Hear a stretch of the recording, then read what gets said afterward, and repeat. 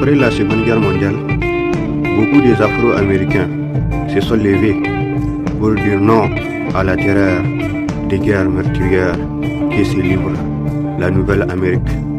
Bien que c'est non seulement hilarant, mais aussi machiavélique de voir qu'il y a des Américains qui se bombent les torses en disant qu'ils se sont combattus vaillamment pour l'Amérique.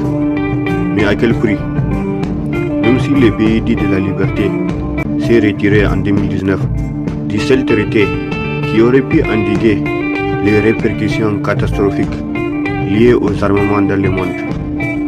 Même si le pays dit de la liberté s'est habilité le droit de faire une escalade criminelle pour renverser celui qui fut jadis l'ennemi numéro 1 de l'Amérique dans la République libyenne.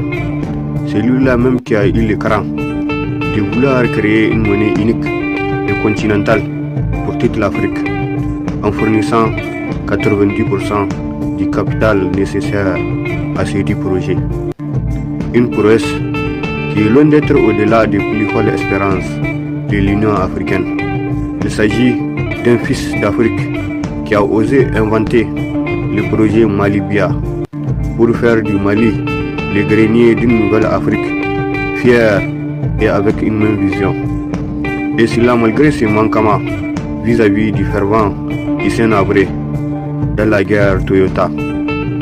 Je suis un enfant du Sahel et je sais que tout comme les moutons politiciens de l'Afrique, l'Amérique n'est qu'un animal politique qui crée le chaos pour pouvoir jouir des ressources minières de ses victimes.